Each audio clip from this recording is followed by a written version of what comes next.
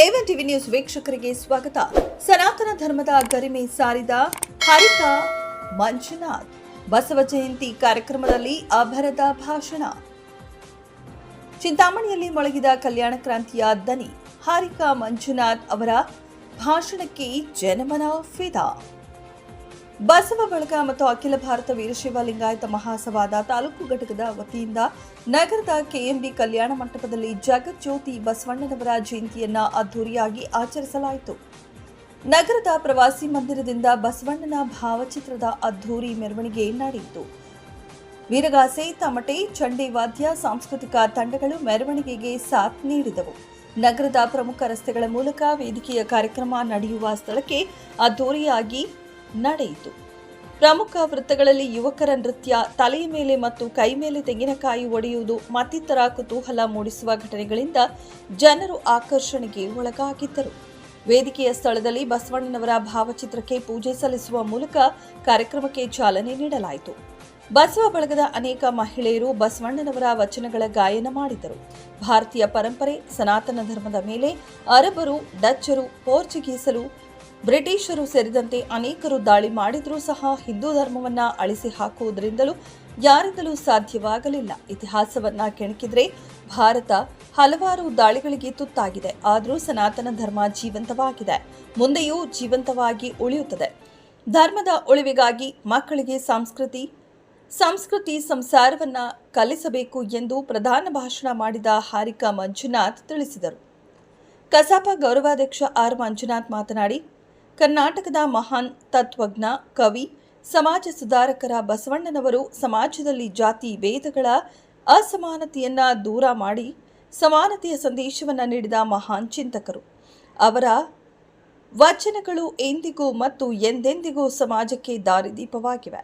ಬಸವ ಜಯಂತಿ ಕೇವಲ ಆಚರಣೆಯಲ್ಲ, ಸಮಾನತೆ, ಸತ್ಯ, ಧರ್ಮ ಮತ್ತು ಮಾನವೀಯತೆಯನ್ನ ಜೀವನದಲ್ಲಿ ಅಳವಡಿಸಿಕೊಳ್ಳುವ ದಿನವಾಗಿದೆ.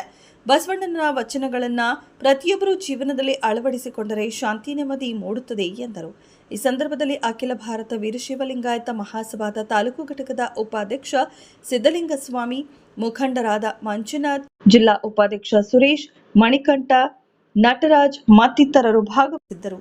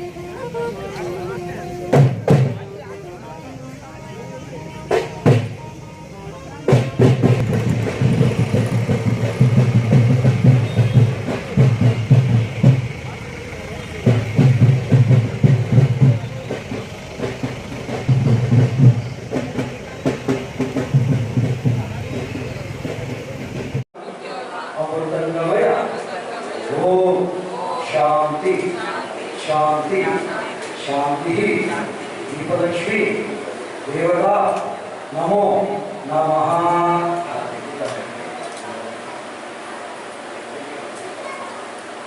ओम नमो हराय विद्महे तेजस्पराय धीमहि तन्नो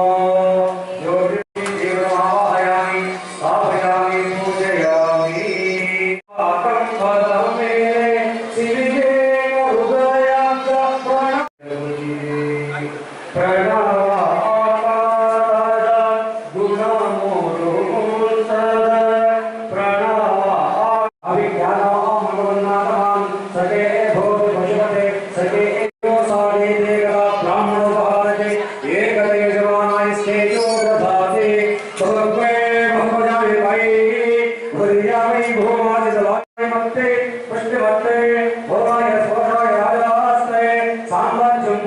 स्वराज्यमयराज्यं पारमेश्वरं राज्यं महाराजमहाधिपत्यं उत्तरराज्यं पार्वतीपदये शिवनमः पार्वतीपदये श्रीमन् जगद्गुरो बसवेश्वर महाराज की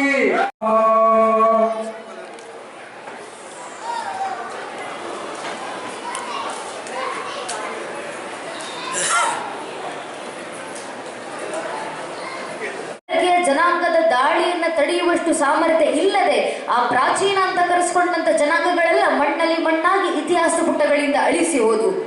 ಆದ್ರೆ ನಮ್ಮ ಪರಂಪರೆ, ಭಾರತೀಯ ಸಂಸ್ಕೃತಿ, ಸನಾತನ ಧರ್ಮದ ಮೇಲೆ 10, 20, 40, 50 ವರ್ಷ ಅಲ್ಲ, ಚರಿತ್ರೆ ಸಾಕ್ಷಿಯಾಗಿ ನಿಂತಿದೆ.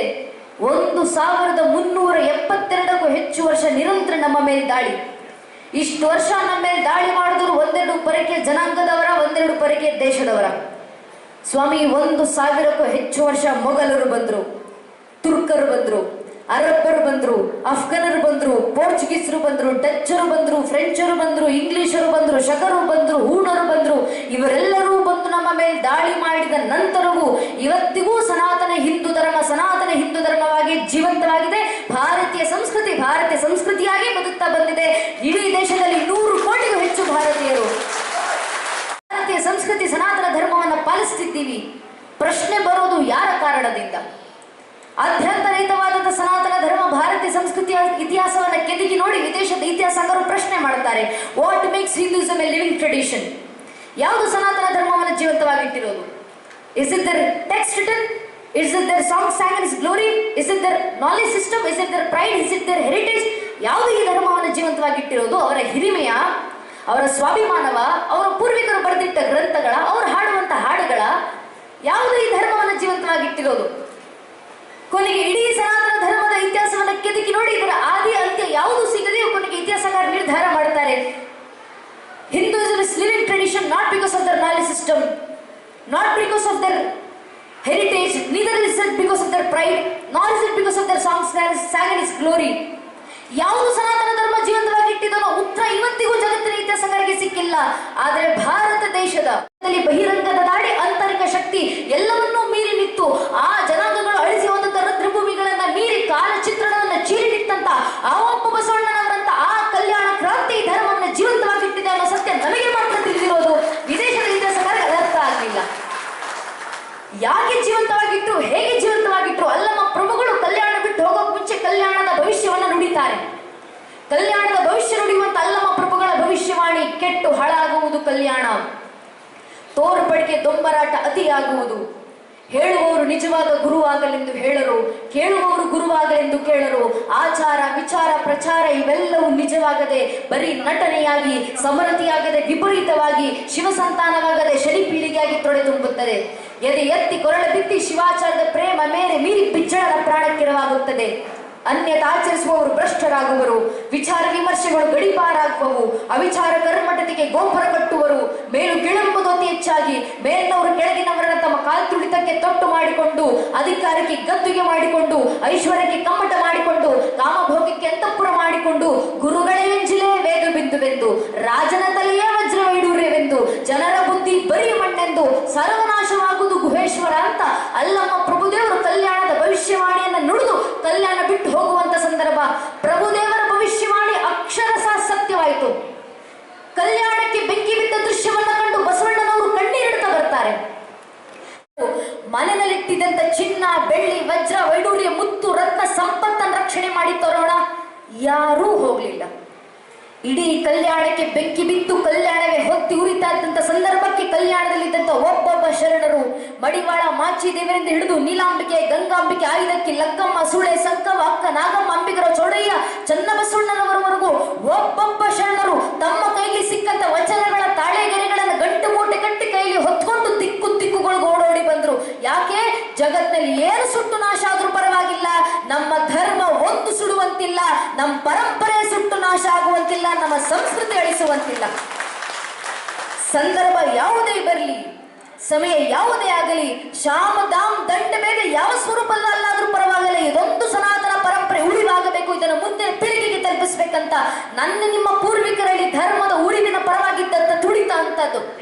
ಶತಮಾನಗಳ ಸಂಘರ್ಷಗಳನ್ನು ಕಳೆದು ಪರಂಪರೆಯನ್ನು ಉಳಿಸಿ ನಮ್ಮ ಪೂರ್ವಿಕರು ನಮ್ಮ ಕೈ ಕೊಟ್ಟು ಹೋಗಿದ್ದಾರೆ. ಒಬ್ಬ ಅಕ್ಕ ನಾಗಲಾಂಬಿಕೆ ಸ್ವಾಮಿ 80-90 ವಯಸ್ಸಿನ ವೃದ್ಧೆ ಬೆನ್ನ ಮೇಲೆ ವಚನಗಳ ತಾಲಿಗಳನ್ನ ಕಟ್ಕೊಂಡು ರಾಜ್ಯದಾದ್ಯಂತ ತಿರುಗಾಡಿದ್ದಾರೆ. ಕರುನಾಡಿನಾದ್ಯಂತ ಒಬ್ಬ ರಕ್ಷಣೆ ಮಾಡಿ ಸಾಕು. ಮಠಗಳಿಗೆ ಹೋಗು, ಅಲ್ಲಿ ಕೂತು ಲಿಂಗ ಪೂಜೆಯನ್ನು ಮಾಡಿ ಮಠಾಧೀಶರ ಕೈಗೆ ಪತ್ರವನ್ನು ಆ ತಾಳಿಗಳನ್ನು ಕೊಟ್ಟು ಕೇಳಿದ್ದಾರೆ, ನಿಮ್ಮ ಊರಿನಲ್ಲಿರುವಂತ ಶರಣ ಬಾಂಧವರಿಗೆ ಇದನ್ನು ತಲುಪಿಸಿ ಧರ್ಮ ರಕ್ಷಣೆಯನ್ನು ಮಾಡಿ ವಚನ ಪರಂಪರೆಯನ್ನು ಉಳಿಸಿ. ಒಬ್ಬ ಚನ್ನಬಸವಣ್ಣನವರು ಸಹ್ಯಾದ್ರಿ ಶಿಖರದಲ್ಲಿ ಕೂತು ತಪಸ್ಸಿನಂತೆ ವಚನಗಳ ಸಂರಕ್ಷಣೆಯನ್ನು ಮಾಡಿದ್ದಾರೆ ಆ ಅರಣ್ಯದಲ್ಲಿ. ಯಾಕೆ? ಇದೊಂದು ಪರಂಪರೆ ಉಳಿವಾಗಬೇಕು, ಇದು ಮುಂದಿನ ಪೀಳಿಗೆಗೆ ತಲುಪಬೇಕು. ಇಡೀ ಮನುಕುಲದ ಸಾಕ್ಷಾತ್ಕಾರ ಯಾವುದಾದ್ರೂ ಒಂದು ಭಾಗದಿಂದ ಆದ್ರೆ ಅದು ಈ ಕರ್ನಾಟಕದ ನೆಲದಲ್ಲಿ ಹುಟ್ಟಿದಂತ ವಚನ ಪರಂಪರೆಯಿಂದ ಮಾತ್ರ ಸಾಧ್ಯ. ಸತ್ಯ ಅವರಿಗೆ ತಿಳಿದಿತ್ತು. ಆ ಸತ್ಯವನ್ನು ಮುಂದಿನ ಪೀಳಿಗೆಗೆ ತಲುಪಿಸುವಂತ ಪ್ರಯತ್ನ ಅಂದಿನ ತಲೆಮಾರಿನವರು ಮಾಡಿದ್ರು. ಸಂಘರ್ಷಗಳ ನಂತರ ಉಳ್ಕೊಂಡು ಬಂದಿರುವಂತ ಪರಂಪರೆ ನಮ್ಮ ಕೈಲಿದೆ. ಕೈಯಲ್ಲಿರುವಂತ ವಚನ ಪರಂಪರೆ ಉಳಿಸಿ ಮುಂದಿನ ಪೀಳಿಗೆಗೆ ತಲುಪಿಸೋದು ನಮ್ಮ ಕರ್ತವ್ಯ.